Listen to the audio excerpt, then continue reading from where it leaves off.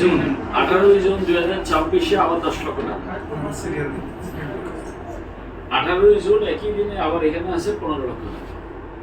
18 জন মানে তো 2 দিন দুই দিন নাকি আবার 15। কারণ আমার র্যাঙ্ক পাওয়া যায়। এটা করার কারণে আরো অন্য দিক থেকে টাকা আসতেছে। আমার জব হয়ে গেছে এখানে কত টাকা? এখানে আছে 66 66 আর লাখ। আপনারা অন্য দুই এরিয়া থেকে দিয়েছেন আমাকে আরো 1 কোটি টাকা। এইভাবে 4 কোটি টাকা আমার জমা হয়েছে। That is Y I become the RSM. এখন আমার নেক্সট টার্গেট হলো অ্যাসিস্ট্যান্ট ম্যানেজার। আল্লাহর রহমতে আমি কিছু দিব আর ওনারা যেটা বাড়াচ্ছে এটা 2-3 জায়গা থেকে আসে। আর আমি বিআরবি থেকে 2 জন করছি। আরো প্রতিদিন লোক আসতেছে, এরা হয়তো এই সপ্তাহের মতো করবে। আল্লাহ ভরসা। এখন দেশের বাড়ি কি চাঁদপুর জেলা। কিন্তু একার টাকা সব হয় না। একার টাকা আগাইতে খুব কষ্ট। টাকাটা আগায় তখন যদি আমার সাথে 1 জন থাকে, 2 জন থাকে, 5 জন থাকে, এদের যে উইংসটা এটা মিলে টোটাল টাকা। তাহলে আমার পরবর্তী জন বাকিগুলো ওনার উইংস, তারপরের যিনি বাকিগুলো ওনার উইংস। এভাবে না বাড়লে আসলে উন্নতি করা যায় না, দেরি হয়। এটা তো টাকা রিইনভেস্ট করছেন আবার যেটা পেয়েছেন সেটা আবার হ্যাঁ, আর এগুলোর যে বেনিফিট সেটা আমি পাচ্ছি অ্যারাউন্ড 4 লাখ টাকা বিভিন্ন কমিশন টমিশন ছাড়াই। এখন কত যদি এই হয় তাহলে আমি 9টা 5টা বা 9টা 10টা চাকরির পিছে ঘুরে 2-2.5 লাখ টাকার পিছে ঘুরলাম। এখন তো করছি। প্রতি মাসে 4 লাখ টাকা পাবেন। আলহামদুলিল্লাহ। আমি কি 4 লাখ টাকা খেয়ে ফেলবো? নো, আমি 1 লাখ টাকা খাবো। 50 টাকা খান 1 লাখ খাইলাম, বেশি করে খাইলাম একটু। আমার স্বাস্থ্য বেশি খাওয়া। মাসে 4 লাখ টাকা। আর আমি 3 লাখ টাকা করে আমার আবার 3 মাস পরে হয়ে যাচ্ছে 9 লাখ টাকা। 9 লাখ টাকা দিলে ওনারা এখানে কমিশন টমিশন ধরে 10 লাখ বানায়। ওখান থেকে আবার আসবে এইভাবেই কিন্তু একই টাকা রোলিং করে করে এখানে বাড়তেছে। এই প্রসঙ্গে কি একটু কোশ্চেন করতে পারি আপনাকে? আপনি একটা ভালো প্রতিষ্ঠানের কর্ণধার, হ্যাঁ। তারপরেও এই প্রতিষ্ঠানটাকে এত ভালোবাসার কারণগুলো কি কি? আপনার কাছে কারণগুলো জেনে আমরাও যাতে একটু আমি উজ্জীবিত হতে পারি। দেশি এবং মাল্টিন্যাশনাল মিলায় 43 বছর ধরে জব করি। এখনো করছি একটা কোম্পানির নামে director marketing and sales, Sanji stainless steel. But আমার কাছে দিন শেষে মনে হলো other then my professor in private varsities on Friday, আমার কাছে মনে হলো এটা এক ধরনের মেরুদণ্ডহীনতা আমি 43 বছর ভুগতেছি। আজও সেকেন্ড জেনারেশন থার্ড জেনারেশন যাদের বয়স 30-32, কোনো মালিকের ছেলে তাকে গিয়ে সামনে দাঁড়ায় আমার স্যার বলতে হয়। সে যদি বলে আমাকে বসতে আমি বসি, নাহলে আমাকে দাঁড়ায় থাকতে হয়, সে যদি আবার মাইন্ড করে। এবং কোনো মতেই মালিকরা যদি দেখে যে employee like us is far sharp and better understanding knowledge আমাদের আছে তাদের চেয়ে, তখন আমরা জেলাসের শিকার হয়ে যাই। আবার এমডি চেয়ারম্যানদের কিছু ভালো লাগার লোক থাকে, তারা তাদের মতোই বুঝে 2-2 পাস, এবং এই 2-2 পাস বুঝা লোকগুলোকে ওনারা খুব পছন্দ করে, আমাদের উপর ছড়ি ঘোরানোর চেষ্টা করে। তখন আমাদের লেভেলের লোকেরা যারা ভালো রেজাল্টকারী, যারা আত্মবিশ্বাসী, যারা সঠিক পথে থাকে, তারা আসলে বেশি দিন জব করতে পারে না, জব চেঞ্জ করে করতে হয়। চেঞ্জ করে ফেললে আবার নতুন করে শুরু করতে হয়। এইভাবে শুধু মেধার বিকাশ ঘটে না, মেধার অবক্ষয়। বারবার নতুন কোম্পানিতে গিয়ে নতুন ম্যানেজমেন্টের সাথে আন্ডারস্ট্যান্ডিং করা, প্রোডাক্ট নলেজ নেওয়া, মার্কেট নলেজ নেওয়া, এইভাবে শুরু করতে করতে 1-2 বছরের মাথায় আমরা আনপপুলার হয়ে যাই। কারণ ইদানিং কিছু মালিকরা মনে করে যে হায়ার কোয়ালিফাইড এই লোকগুলোকে আমি 6-7 লাখ টাকা না দিয়ে আমি তো যা নেওয়ার ম্যাটেরিয়াল নিয়েছি, আমি কেন না 60,000 টাকা একটা লোক। প্লাস গত 4-5 বছর ধরে রাষ্ট্রীয় দেশের এই অবস্থা এবং অস্থিরতার কারণে দেশের জব মার্কেট খুব খারাপ। সরি, সঠিক অনেক কোম্পানি বেতন দিতে পারে না, এটা যেমন সত্য, তেমনি অনেক কোম্পানি তার সামর্থ্য থাকা সত্ত্বেও আমাদের সাথে দর কষাকষি করে। দর কষাকষি করে 1/5 স্যালারিতে স্টার্ট করায়ও স্যালারিটা টাইমলি দেয় না। বাট অফিসে 9টার অফিস যদি 9:15 যাওয়া হয়, তখন তারা ভর্ৎসনা করতে, বুলশিটিং করতে কোনো দ্বিধাবোধ করে না। এবং ফিরে আসার প্রাইভেট কোম্পানিতে কোনো টাইম নেই।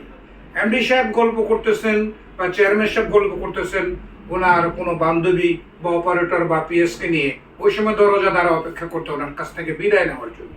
বিদায় নিতে গেলে ভিতরে গেলে বলে যে আপনাদের কি জ্ঞান নাই, আপনারা দেখতেছেন না আমি গুরুত্বপূর্ণ আলোচনা করতেছি, গোপনীয় আলাপ করতেছি, গোপনীয় কাজ করতেছি, এটা বলে না। কিন্তু যখন আবার না বলে চলে আসা হয় যে উনি ব্যস্ত, পরের দিন বলো আপনি তো আমাকে এখনো মানতে চান না, আপনি তো আমাকে কালকে দেখা করেন না, আমার ভীষণ ইম্পর্টেন্ট আলাপ ছিল। তো ইম্পর্টেন্ট আলাপটা যদি থাকে সকালে আমাকে রিমাইন্ডার দেওয়া দরকার ছিল। তো এই ধরনের বিষয়গুলো আমি 43 বছর ধরে হজম করে আস্তে আস্তে আমি বদ হজমে পরিণত হয়ে আই হ্যাভ বিকামিং সিক। কারণ বদ হজমেরও তো একটা লিমিটেশন থাকে। পরে আমি 1.5 বছর আগে এখানে এসে পরে ভাবলাম যে না, আমার তো একটা সকাল বিকাল একটা অফিস দরকার, কোট টাই করে অফিস করে গাড়িতে আমি কেন এখানে ভাসমান প্রাণীর মতো ঘুরে বেড়াবো। এই ভুলটা আমাকে 1.5 বছর পিছাই দিল। আমি আবার জয়েন করলাম। ওখান থেকে ছুটি মনে হলো যে আমি কোথাও আবার এখানেই শুরু করি। আমি শুরু না করে ওই যে পুরনো অভ্যাস, সেই অভ্যাস আমাকে আবার ভাবিত করলো একটা জবের পিছনে। আমি সেটা আজ পর্যন্ত আছি, কিন্তু সেখানেও দেখা যায় স্যালারির অনিয়ম, সেখানে দেখা যায় জুনিয়র সিনিয়র বৈষম্যতা। কারণ এই সমস্ত কোম্পানিগুলিতে আমি বাটা চাকরি করা লোক, ওখানে 20 বছর করেছি। এবং এই প্রাইভেট কোম্পানিগুলো হলো ওয়ান ম্যান শো, মালিকের ইচ্ছা, আমাদের যা বলবো এগুলো হবে ইচ্ছা, যদি বেশি বলি গায়ে লাগাই দিবে বিচ্ছা। অতএব সবকিছুই মালিকের ইচ্ছা। তো ইচ্ছার কারণে উনি আপনার চেয়ে জুনিয়র কম যোগ্য লোককে ডেকে বেশি বেতন দিতে পারে। আবার ইন্টারভিউ ফেস করতে গেলে দেখি যখন আমি কোনো কোম্পানির ডিরেক্টর, তখন সেই কোম্পানির সেলসম্যান 2 লোককেই সিভি না দেখে ডাকলো। একই ইন্টারভিউ মাঠে দেখা গেল আমার সেই জুনিয়র সেলসম্যান আর আমি সেলস ডাইরেক্টর পাশাপাশি হাজির। সে চারদিকে বলে বেড়ায় তার তো শেষ আছে, শুধু বাংলাদেশ আছে, খালি ছোট্ট মাত্র চেহারা, আসলে লোকটা বেচারা, এখন আর এর নিয়ে লাভ নাই করে কোনো কুয়ারা শেষ। তখন সে বলে বেড়ায় যেখানে আমার ডাইরেক্টর স্যার ইন্টারভিউ দিছে সেখানে আমিও দিছি, সামনে আছে মাঠ রমনা, আমিও তার সাথে কোনো কম না। এতে করে কথাটা চারিদিকে ছড়ায় এবং আমরা কিন্তু এক অপরের সমালোচনা করতে খুব পছন্দ করি। অন্যের দিকে আঙ্গুল দেখাই একটা, কিন্তু আমার দিকে আসে 5টা, আমি 4টা, এটা কিন্তু আমরা ভুলে যাই। এই সমস্ত কারণে চিন্তা করে আমি এখানে আবার আসলাম। হামিদ ভাইয়ের সাথে দেখা করলাম যে আমি আবার শুরু করতে চাই। আমি বসে থাকলেও আমার টাকা আমি পাচ্ছি, কিন্তু আপওয়ার্ড হওয়া, বেনিফিট পাওয়া, গাড়ি পাওয়া, এই বেনিফিটটা আমি ধরতে পারি নাই। I could not catch it due to my negligence. অবশেষে আমাকে হামিদ ভাই বললো ইউ স্টার্ট উইথ লিটন ভাই। কেন লিটন ভাই কি জানে? নাম সুন্দর এই জন্য? কয় না। চেহারা সুন্দর এই জন্য? কয় না। স্যুট টাইপের এই জন্য? কয় না। রুম পাইছে এই জন্য? কয় না। তাহলে আর কি? ওনার মধ্যে বারুদ আছে, বারুদ। আপনি পিস্তল বারুদ ঢুকে এখানে গুলি হবে। এবং তাই নাকি? সত্যি সত্যি লিটন ভাইয়ের শরণাপন্ন হইলাম। ওনাকে ফোন দিলাম। ফোন দিয়ে মনে হলো একটা মাই ডিয়ার ম্যান। আমি একবার ফোন দিলে উনি দেয় 3 বার। উনি ঢাকার বাইরের প্রোগ্রাম ছেড়ে আমি বলি আমি ফ্রাইডে লোক নিয়ে আসবো, উনি এসে হাজির হয়। খাওয়া দাওয়া না করে দেখলাম যে আসলে একটা অমায়িক লোক। উনি যদি এত সহযোগিতা করতে পারে এবং মাত্র 4 মাসে এই র্যাঙ্কে আসে, ওনাকে দেখে আমি উজ্জীবিত এবং অনুপ্রাণিত হইলাম।